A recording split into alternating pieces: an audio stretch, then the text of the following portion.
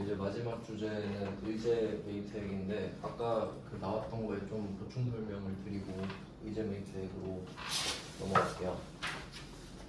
아까 그 부도가 좀 중요했죠. 부도가 그나마 부도밖에 생각할 게 없죠 사실. 근데 여기서 부도 발생을 아까 말씀드렸는데 정확하게는 이제 그 부도가 난다는 거는 요거는 이제 부도가 발생한다는 건 수표랑 어음밖에 해당이 안 되거든요. 그럼 이때 수표랑 어음, 수표는 사실 지급일이 없는데 갖고 가면 줘야 되니까 네, 어음으로 생각하시면 돼요. 그러면 어음에 몇 월 며칠에 돈 준다 써 있잖아요. 그 날짜 그게 지급기일이에요. 그리고 부도 확인일은 내가 가서 이거 돈 주세요 했는데 돈 없는데요. 이게 확인해 준 거예요 은행이. 그러니까 그 둘 중에 빠른 날이 부도 발생했다고 보면 되겠죠. 그러니까 이 지급기일이 나오든 부도 확인일이 나오든 그냥 그걸 쓰시면 된다 이 말이고요. 근데 사실 모르고 풀어도 상관없죠. 그리고 아까 사실 그게 문제 오류 같은데 그 미수금 중에 저당권 보신 적 있죠? 근데 사실 정확한 법 조문에는 부도 6개월 경과에서만 저당권 설정 시 세액 공제를 안 해주는 거예요. 그러니까 다른 사유 있죠. 부도 6개월 경과 말고 다른 애들은 저당권이랑 사실 상관없거든요. 정확히 따지면. 근데 제가 보기에는 문제 오류인 것 같아요. 가끔씩 그런 문제들이 있거든요. 근데 아마 이제 그걸 알았다면 안 될 거란 말이에요. 아마 지금 이 책에는 없을 겁니다. 저는 세무사 책 보고 말씀드린 거여가지고 요거는 아주 정확하게 나와 있거든요. 근데 굳이 따지면 그렇다는 거고 사실 몰라도 그냥 뭐 그렇게 깊게 안 들어갈 거니까 참고만 하세요. 그냥 전화선 나오면 대충 다 인정해 줄 겁니다. 내지도 않았고요 최근에는. 참고하시면 되겠고 그 다음은 이제 의제 메이트액으로 이게 마지막 주제네요.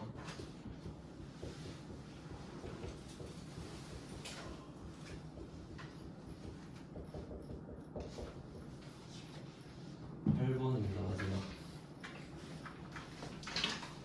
원래 예전에 제가 수업할 때는 그 7번, 8번 대본색이랑 의제 메이트액이 1번, 2번이었거든요. 제일 중요했기 때문에 그땐 그랬죠. 근데 최근에는 뭐 아예 내지도 않고 아마 그냥 어려워서 안 되는 것 같아요. 아까 말씀드렸던 대로. 근데 뭐 어차피 배송도 사실 거의 똑같은 패턴으로 나오듯이 의제 메이트액도 비슷하거든요. 그러면 이것도 좀 상황 설명을 해드릴게요. 항상 이름에 뜻이 다 있잖아요. 메이트액을 의제해 준다. 인데 의제는 간주랑 같은 말이에요. 의제랑 간주는 같은 말입니다. 조금 더 쉬운 말로 바꾸면 간주는 뭐뭐로 본다. 그러니까 A로 간주한다는 A로 본다거든요. 그러면 이때 의제 메이트액은 메이트액으로 본다. 메이트액이 아니어도 메이트액으로 보겠다 이 말이에요. 그러니까 없는 메이트액을 만들어주겠다는 소리거든요. 그러면 왜 그런지 이유를 알아야겠죠. 해당되는 사업자부터 볼게요. 어떤 사업자가 있는데 제조업이에요. 제조업. 그냥 제조 정도로 생각하시면 될 것 같아요. 조건. 제조라고 할게. 제조업. 근데 제조업이라고 한정짓기에는 음식도 제조에 속하니까 제조라고만 할게요. 그냥. 자, 그럼 이때 A라는 사업자가 면세 물건을 사요. 면세 재료. 면세 재료를 사고 과세 물건을 파는 거예요. 그러니까 제조라는 게 지금 법에 적혀 있거든요. 제조 창출이라고 돼 있어요. 그러면 제조를 하려면 기본적으로 원재료를 갖고 와서 만들어내야 되거든요. 그러니까 시험에서는 업종이 딱 두 개만 나와요. 제조업이랑 제조업하고 음식점업, 요식업이라고도 하죠. 그러니까 해당되는 게 이제 이 정도라고 보시면 되거든요.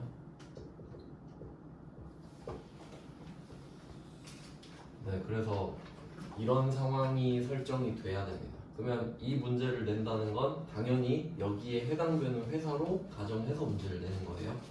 그래야 문제 낼 수 있으니까. 그러니까 우리는 제조업이냐 음식점업이냐 이것만 보시면 되는데 근데 여기서 그 과세물건을 팔 때는 매출세액이 있잖아요. 판 물건의 10%를 매출세액으로 내야 되니까. 근데 매입세액이 없는 거죠. 면세 물건을 주로 사니까. 그러니까 재료가 면세면 맨날 면세 사니까 없거든요. 그럼 이제 여러분은 아시잖아요. 면세 물건을 샀을 때 이쪽은 파는 게 아니라 상관없거든요. 그럼 이때 매출세액만 내면은 기분이 나쁘단 말이에요. 그러니까 사실 이거 조삼모사죠. 샀을 때 부가세를 안 냈으니까 공제를 못 받는 것 뿐인데 근데 이게 계속 쌓이니까 매출세액이 너무 크죠. 근데 일반적인 사업자라면 매출세액에서 매입세액을 빼니까 어느 정도 퉁쳐져서 금액이 좀 낮춰지는데 뭐 그런 것 때문에 뭐 원래는 정확한 이유가 있지만 이 정도로 생각하시면 돼요. 그래서 넌 매입세액이 없어서 기분이 나쁘구나. 그냥 내가 만들어 줄게. 매입세액을 내가 만들어 주겠다. 없는데 만들어 주기. 이런 상황 때문이라고 보시면 되고요. 그리고 이제 업종별로 그러니까 국세청이 직접 만들어주는 거다 보니까 이 퍼센테이지가 각각 달라요. 그러니까 이걸 외우셔야 돼요. 그러면 뭐 시험에 나오는 게 두 개인데 제조업, 음식점업. 근데 또 여기서 법인이랑 개인으로 나눠지거든요. 왜냐면 뭐 음식점업도 개인이 할 수 있고 법인이 할 수 있으니까. 근데 우리는 시험에 법인으로 나와요. 갑자기 개인이다 이러기 좀 민망하잖아요. 그러니까 일단 우리 지금 이 문제를 풀기 위해서는 제조업이 104분의 4, 음식점업이 106분의 6 이것만 일단 기억하시면 문제는 풀 수 있어요. 그러니까 좀 쉽게 나오는 편이에요.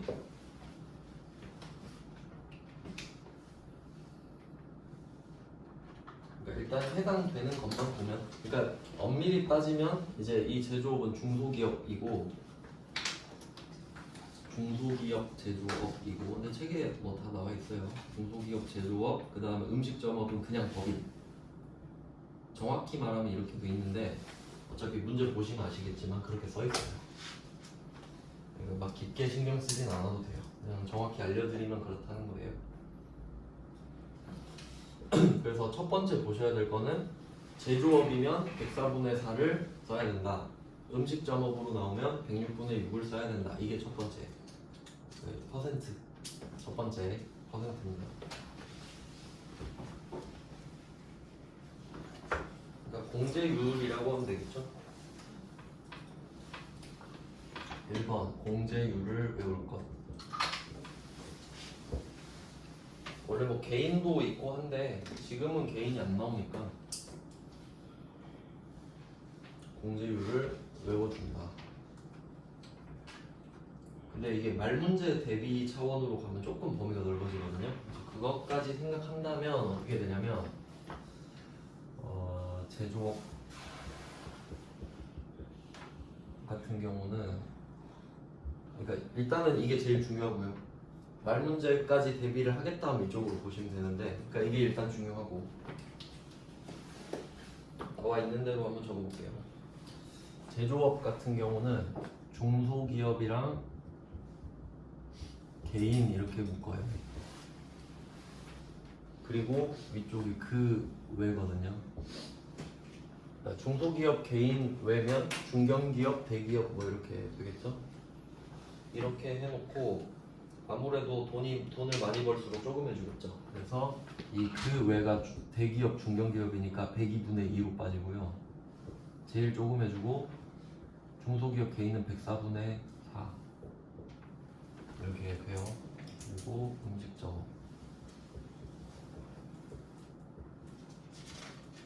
음식점업은 그냥 개인 법인으로만 나누고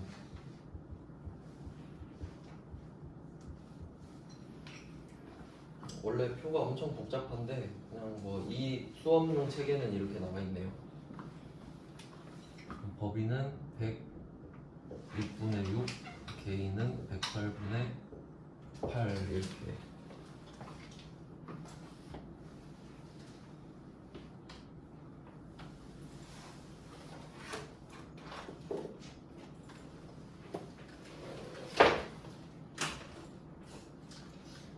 디테일하게는 안 나와 있네요. 결국 제 책을 봐야 되네. 그럼 일단은 이 느낌이 2, 4, 6, 8 이렇게 가는 거죠. 근데 일단 우리한테 중요한 거는 이 법인 106분의 6 음식점 법인 제조업 중소기업 이렇게 나오니까. 그러니까 시험에 나오는 거는 제조업 중소기업 음식점업 법인. 그럼 나머지는 왜 굳이 외우냐? 말문제로 외웠을까? 그럼 말문제로 뭐가 좀 많이 나왔었냐면 이 108분의 8 있죠. 그러니까 이게 이 중에서도 109분의 9 해주는 사람이 있거든요. 또. 왜 미쳐요 이거 109분의 9. 그러니까 얘는 거의 부가세를 낸 급으로 해줘요. 그렇죠. 110분의 10이 실제로 낸 거 해주는 거잖아요. 진짜 개꿀입니다 이거는. 안 냈는데 거의 부가세 만들어줘 버리니까. 그럼 얘는 어떻게 해당되냐면 과세표준 2억 원 이하. 근데 이거 갖고 이제 장난 많이 치는데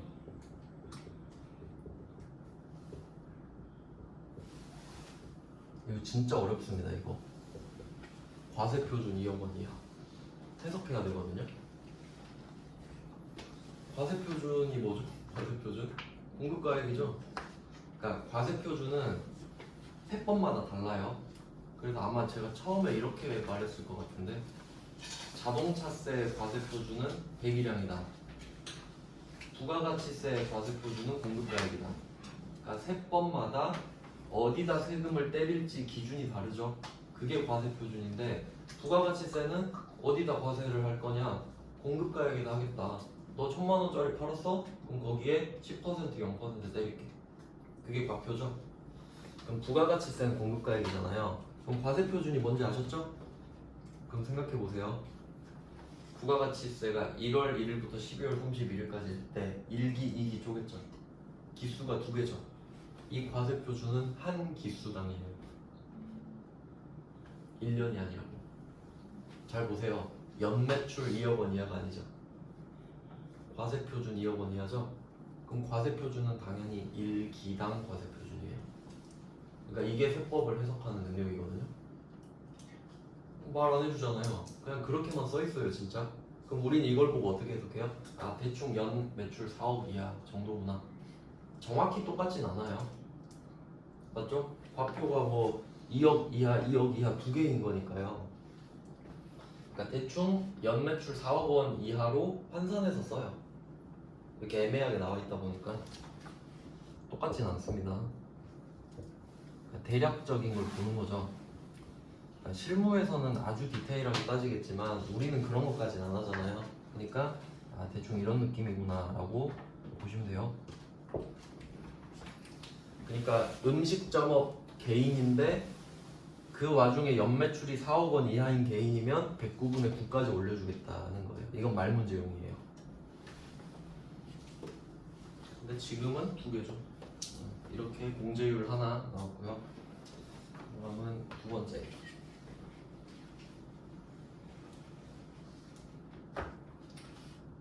여기 밑에 쓰고 싶은데 칸이. 네, 두 번째 이제 증빙 볼게요. 증빙입니다. 일단 음식점업이랑 제조업으로 거의 고정이 돼 있다라고 말씀을 드렸고, 그러면 증빙은 아까 제가 면세를 사야 된다고 했잖아요. 그럼 당연히 계산서가 메인이겠죠? 계산서. 왜냐면 세금 계산서를 받으면 그냥 세액공제를 받으면 되잖아요. 근데 계산서를 받아도 해주겠다는 거잖아 지금.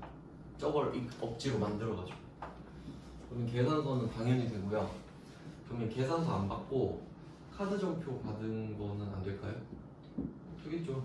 안 될 이유가 없죠. 카드 전표도 되고 현금 영수증도 되고.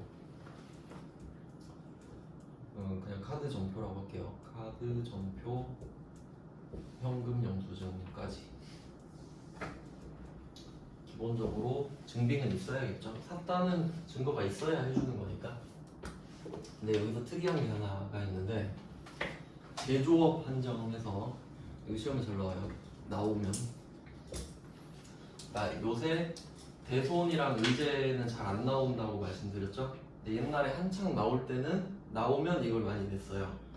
제조업은 한 개 더 추가되거든요. 농어민 구입. 제조업만 되는데 농어민이죠. 농민, 어민, 구입분도 인정합니다. 시험에 잘 나왔어요. 제조업은 농어민 직접 구입분. 그러니까 뭐 당연히 직접 구입했겠죠. 그러니까 이게 뭔 말이냐면 이 위에서 언급한 증빙들 있잖아요. 그럼 우리가 뭐 만약에 복숭아 통조림 이런 거 만들어요. 복숭아를 사다가 할 텐데 보통 과수원 큰 데서 사겠죠. 과수원 법인한테. 근데 옆집 할아버지가 복숭아 나무 한 그루 있어가지고 뭐 몇 개씩 팔아요 저한테 용돈벌이 하려고. 그럼 그런 거 사면 그냥 할아버지 성함 그 종이 영수증 같은 거 있죠. 간이 영수증 그것도 오케이. 이거 아니어도 그분이 줄 수가 없잖아요. 그러니까 농어민 거도 봐주겠다 이런 내용이에요. 이제 실무 가면 정확히 따지겠죠. 근데 우리는 그냥 문구만 아시면 돼요. 아 얘는 그렇구나. 그러면 여기서 포인트는 뭐겠어요? 음식점업은 안 된단 말이죠. 그러니까 이 위에 검은색 글씨로 쓴 거는 제조업 음식점 공용이고 파란색은 제조업만 추가로 더해주는 겁니다. 그래서 저는 이거 외울 때 어떻게 했냐면 어차피 저는 이것도 다 외워야 되고 하잖아요. 보면 제조업을 좀 덜 해주죠. 왜냐면 2, 4, 5에 음식은 6, 8 해주잖아요. 그러니까 약간 여기서 덜 해주니까 미안해서 여기에서 해준다라고 저는 외웠어요. 그냥 어떻게 해서든 외워야 되니까. 이유는 모르죠. 그냥 지들이 만들어 놓은 거니까. 그다음 마지막 세 번째 포인트를 적는 거예요. 이 문제 나오면 공제율 외우시고 증빙 체크하고 마지막 3번 원재료만 해줍니다. 원재료만 원재료 온리.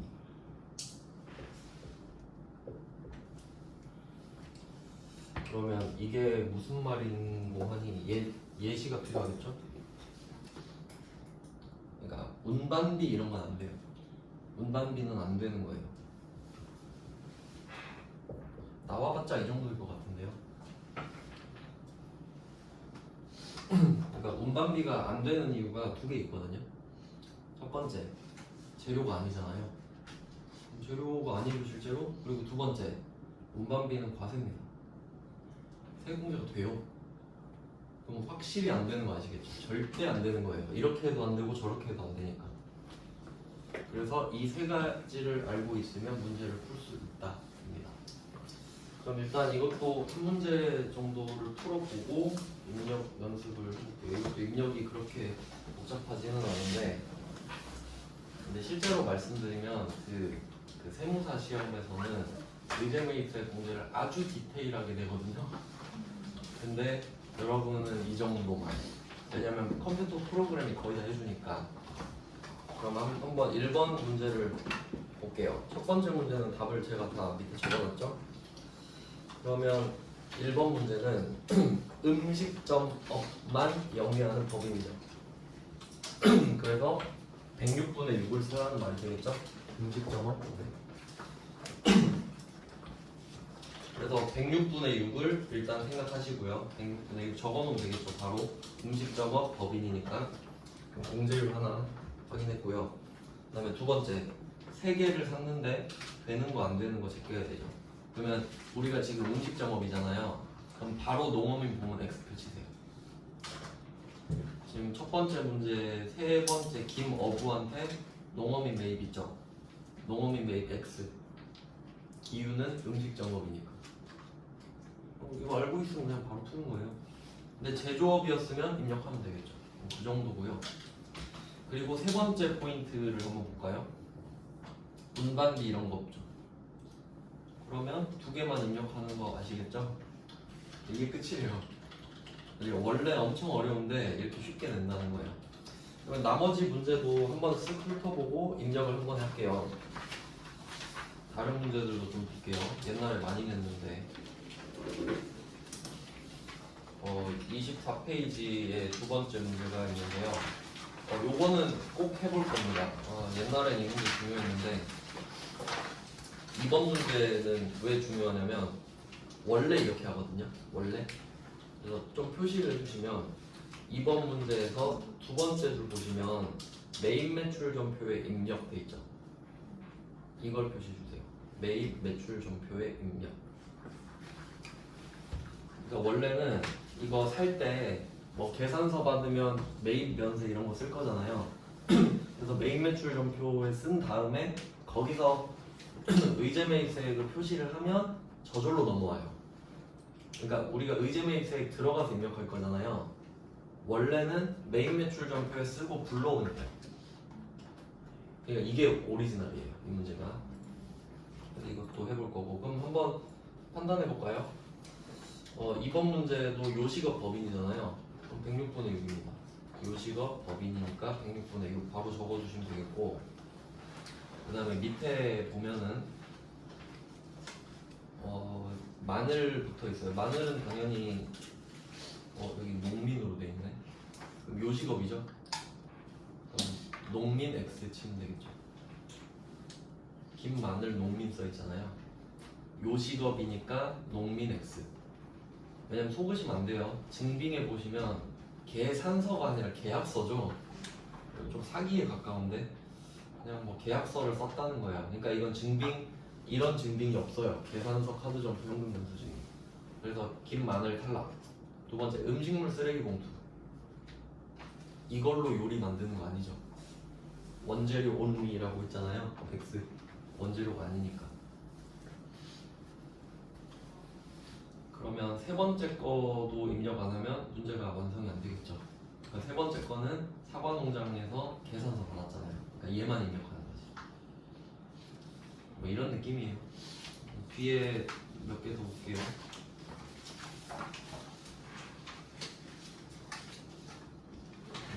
본거는 뭐 냅두고 특이한 것만 좀 보겠습니다. 5번 문제도 바로 보시면 될 것 같아요. 5번 문제는 돼지고기 사서 소시지를 제조하는 법인이네요. 중소기업 나왔죠? 제조업 중소기업. 네? 중소기업에 해당하지 않아요. 그러네. 제가 속았네요.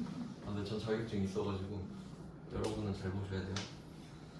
해당하지 않는다. 이거는 진짜 사기네.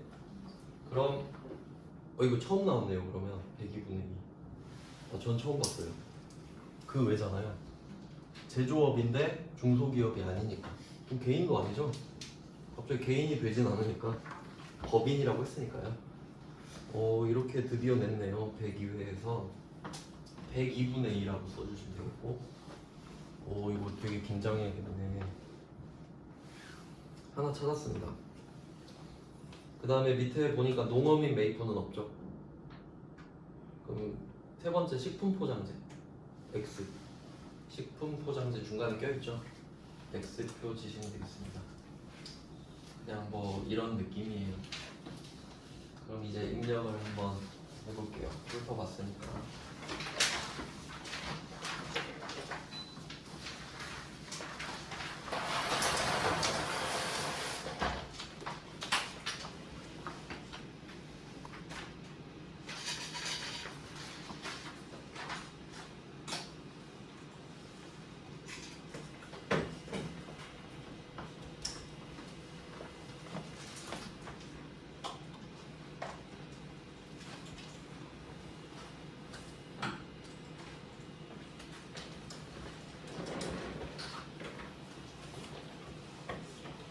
일단 2번 문제를 좀 먼저 해보겠습니다. 실제로 이렇게 적용을 하는 거라서 아까처럼 그냥 아무 회사나 들어가셔도 돼요. 데이터가 있으면 그냥 지우고 하면 되니까. 그러면 24페이지의 2번 문제를 먼저 해볼게요. 제일 번거로운 문제거든요. 원래는 이렇게 합니다. 그럼 이번 문제는 매입 매출 전표를 먼저 들어가야 되거든요. 날짜는 다 6월 30일로 해놨네요. 그러면 우리는 세 번째 공개만 하면 되죠. 6월 30일 들어가서 세 번째 공개는 계산서를 받았다고 하고요. 그리고 공개를 하려면 결제수단도 알아야 되니까 이것도 알려줬죠. 문제 네 번째 줄에 현금 지급했다고.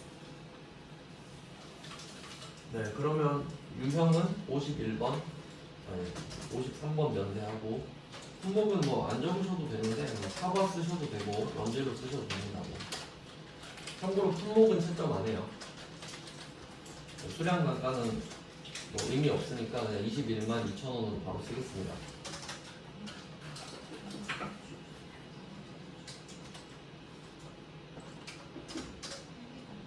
거래처는 그냥 아무거나 골라주시고요. 전자 표시하고 공개는 1번 현금으로 끝내면 돼요.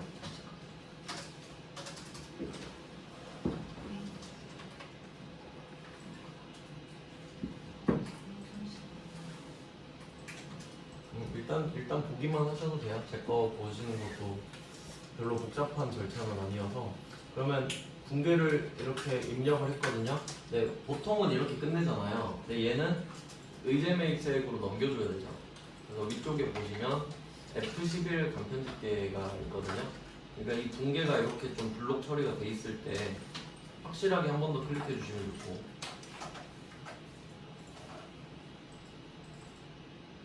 네, 이쪽에 간편집계 있죠. 이걸 눌러보세요. 간편집계를 누르면은 이 밑에 쭉 가다 보면 의제 재활용이라고 있어요. 이 의제가 의제 매입세 공제를 뜻하거든요. 요거를 클릭을 해주는 거예요. 자, 그럼 이런 표가 뜨죠. 뭘 할 거냐? 우리 의제 매입이죠. 1번 체크 하시고 또 알아서 뜨죠. 아, 근데 여기서 조심하셔야 될 거 있어요. 우리가 의제 매입을 골랐는데 106분의 6 딱 떴죠. 근데 이거 보고 와, 이거 어떻게 알았지? 이렇게 생각하면 안 돼요. 그냥 기본값이에요, 이거. 그러니까 보고 알아서 했네 이러면 안 돼요. 내가 확인하고 음식업 법인이니까 106분의 6 맞네 하고 넘어가는 거예요. 그러니까 이거를 4로 바꿀 수도 있고 2로 바꿀 수도 있었죠. 한번 바꿔볼까요? 그러니까 이걸 클릭해서 4 이렇게 바꾸면 바뀌어요. 4 쓰고 엔터 쳤거든요. 그러니까 6은 기본값인 겁니다. 저절로 맞춰주는 거 아니에요. 얘는 우리 마음 몰라요, 얘네는. 그러니까 이거는 꼭 확인하셔야 됩니다. 자동으로 되는 거 아닙니다. 자, 이렇게 해서 확인만 하시면 되거든요. 자, 절차는 되게 간단하죠. 자, 그래서 이것까지 하면요, 여기에 딱 의제라고 떠요. 이게 체크가 돼 있으면 의제 매입세 공제 신고서로 자동 반영됩니다. 그리고 아래 붕괴 보시면 좀 특이한 점이 있어요. 아까 원재료 21만 2천원이었잖아요. 저절로 부가세 대급금 생긴 거 보이실 거예요. 이게 의제 매입세액인 거지. 그러니까 저절로 만들어져 버리죠. 그러니까 세율을 잘 맞춰서 적기만 하면 돼요. 그러니까 원래는 이걸 우리가 해야 되는데 지가 알아서 해주잖아요. 그리고 여기 들어온 김에 한 개 더 알려드리면 그 F11 간편집계 쓰는 게 2개 있거든요. 이 시험에서 이거 누르면 여기에 예정 누락분도 있어요. 그러니까 앞에서 그런 문제가 하나 있었을 건데, 그러니까 예정 누락분 입력하라는 문제도 있거든요. 그러니까 이것도 붕괴 써서 예정 누락분으로 하면 돼요. 아마 이따가 부가가치세 신고서 할 때 나올 것 같아요. 그러니까 위치만 좀 알려드렸고요. 자, 이제 붕괴가 됐으니까 끄면 됩니다. 일반 점표랑 메인 매출 점표는 자동 저장되죠. 쓰기만 하면. 저는 메인 매출 점표를 끌게요. 자동 저장이 됐고요. 그럼 반영됐는지 봐야겠죠. 부가가치세 탭으로 가가지고 의제 매입세 공제 신고서로 갈게요.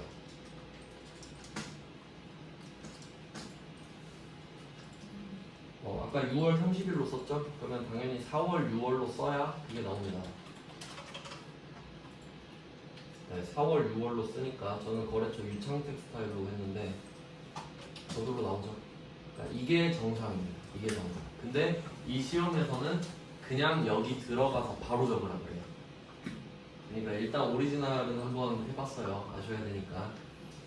그러면 이렇게 하고 이제 밑에 뭐 적는 건데, 이 문제에서 뭐 나와 있는 대로 한번 적어볼게요. 그러니까 원래 이게 그 추가적으로 더 적어야 되는 게 있거든요. 이 문제에서는 뭐가 나오냐면, 문제 세 번째 줄 보시면 일기 확정 신고 기간의 매출 공급가액 예정분은 없다. 그러니까 일기 확정 신고 기간은 4월부터 6월을 말을 하는 거고 예정은 1월부터 3월이거든요. 그럼 이때 아래쪽에 과세표준이라고 써 있는데요, 여기. 그럼 예정분은 없다 그랬죠? 사실 말은 안 되죠. 예정 때 매출액이 하나도 없대요. 그럼 안 쓰면 되겠죠. 근데 확정분은 말을 했으니까 쓰는 거예요. 3억 3천. 그리고 한도율이 저절로 반영이 되고요. 저는 한도율 다 외워야 되거든요. 근데 여러분은 프로그램이 알아서 해주는 거예요. 뭐 이런 식으로. 네, 뭐 더 적을 게 없죠. 언급한 게 없어서. 그리고 그러니까 이게 이것 때문에 한도가 결정되는 거라서. 근데 예정은 아예 안 줬죠. 복잡하게 문제를 안 주려고 그러거든요. 그 다음에 단기 매입액 이것도 원래는 고쳐야 될 수도 있어요. 왜 그러냐면, 이거는 그냥 한번 설명드리면, 우리가 여기서 추가로 적어야 될 게 예정분, 확정분 이거 언급하면 적어줍니다. 뭐 확정분만 언급했으니까 적고, 얘는 언급 안 했으니까 안 적고, 그 다음에 단기 매입액이 지금 21만 2천 원으로 돼 있잖아요. 이게 아까 우리가 메인 매출점표에 입력한 금액이죠. 근데 이 금액을 바꿔야 될 수도 있는 게 뭐냐면, 지금 우리가 4월부터 6월까지 해서 21만 2천 원 이렇게 쓴 거잖아요. 근데 보시면 단기 매입액이죠. 단기. 그럼 얘는 1월부터 6월까지 매입액이거든요. 그럼 만약에 1월부터 3월까지 뭐 매입액은 100만 원이다 라고 하면 여기에 100만 원을 추가해서 더 적어야 돼요. 121만 2천 원이 되는 거잖아요. 그러니까 그것 때문에 단기 매입액을 고쳐야 될 수도 있거든요. 근데 이 문제에서는 언급을 안 했죠. 아무 말도 없는데 우리가 지어낼 필요는 없겠죠. 그러니까 아무 말 없으면 뭐 예정 때 매입도 없었나 보지 뭐 매출액도 없으니까 그냥 그 정도로 판단하시면 될 것 같습니다. 언급 없는 건 안 쓴다고 생각하시면 돼요. 언급하면 쓰는 거고요. 네, 이렇게 해서 그냥 좀 대표 문제로 하나를 봤고요. 나머지를 또 이제 직접 입력하는 것도 해보긴 해봐야죠. 이제 그건 1번 문제로 해볼게요. 1번 문제로. 그래서 지금 2번 문제는 이게 끝이에요. 메인 매출 점표하고 이렇게 저장하고 끄고 저장하면 되죠. 저장할 거냐 하면 이해하시고 네, 이런 식으로 합니다. 그러니까 원래 이게 실제로 하는 거고요. 근데 이제 1번 문제로 가면은 시험 스타일로 가서 바로 의제메이트의 공제신고서 가서 여기에 입력하라는 거죠.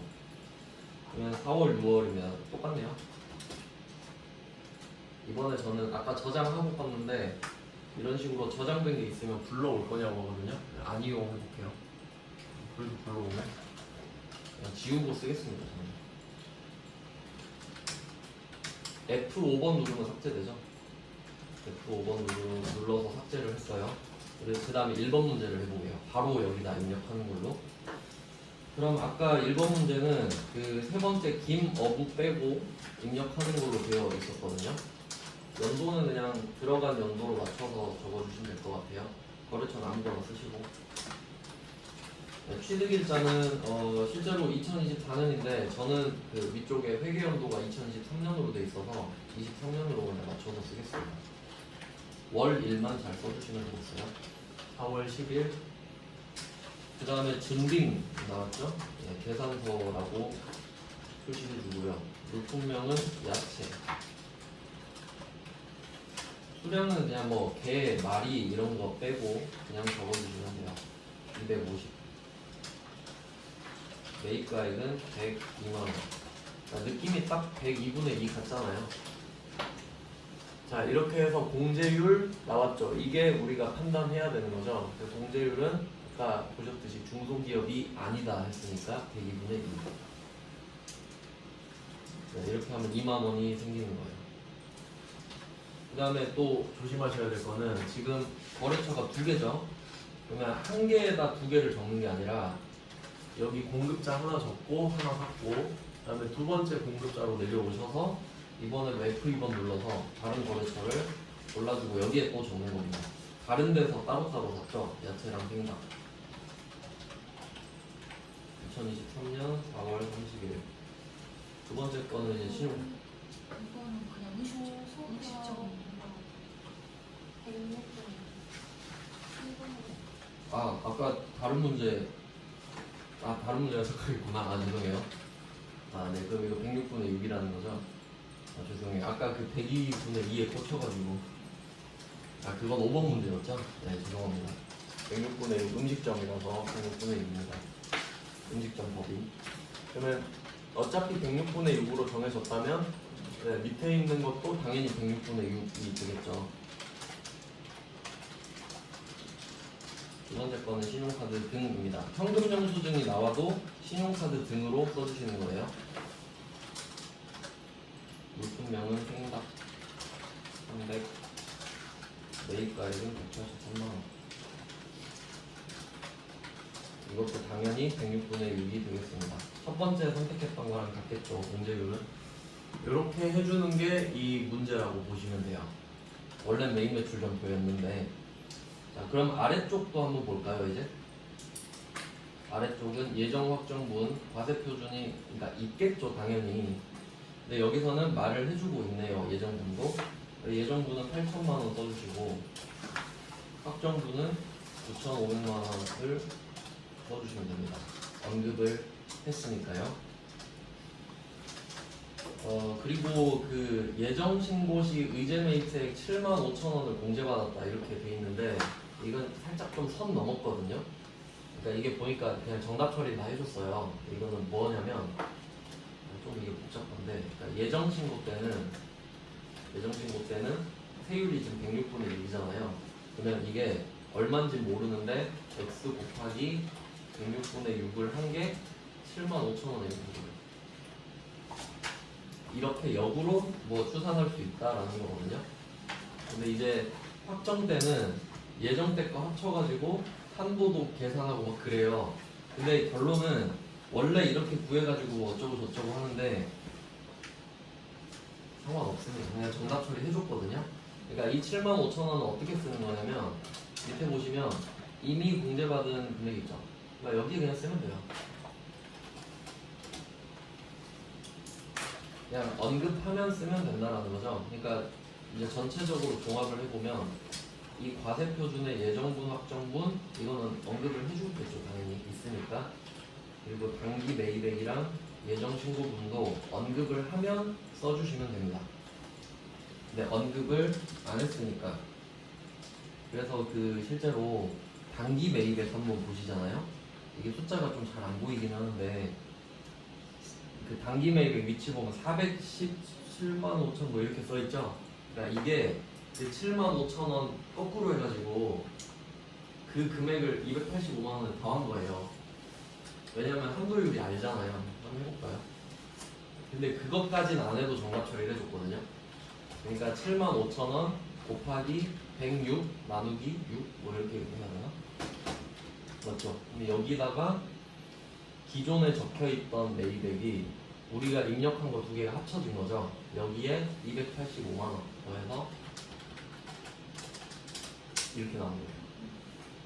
그러니까 이것까지 적는 걸 자기들은 정답이라고 했거든요. 근데 이걸 안 고쳐도 정답 처리함이라고 돼 있어요. 그건 너무 오바잖아요. 그러니까 그것까지는 아니거든요. 그래서 여기까지는 대비 안 하셔도 될 것 같아요. 그래서 결론은 적으면 된다. 별로 그렇게 어렵지는 않죠. 이렇게 하면 부속 명세서는 뭐 다 봤어요. 그러니까 이거를 제가 그냥 유형별로 쭉 하다 보니까 한 회사로 대충 했는데 실제로 여러분이 연습해 보실 때는 기출 문제를 다운받아서 정확히 하시는 게 제일 좋죠.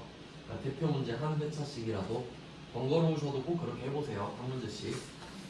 이렇게 하면 부속 명세서가 끝났고 지금 시간이 좀 애매하지만 지금부터 쉬고 이제 그 주제가 바뀌거든요. 부가가치세 신고서로. 지금부터 한 10분 쉬고 신고서로 넘어가서 보겠습니다.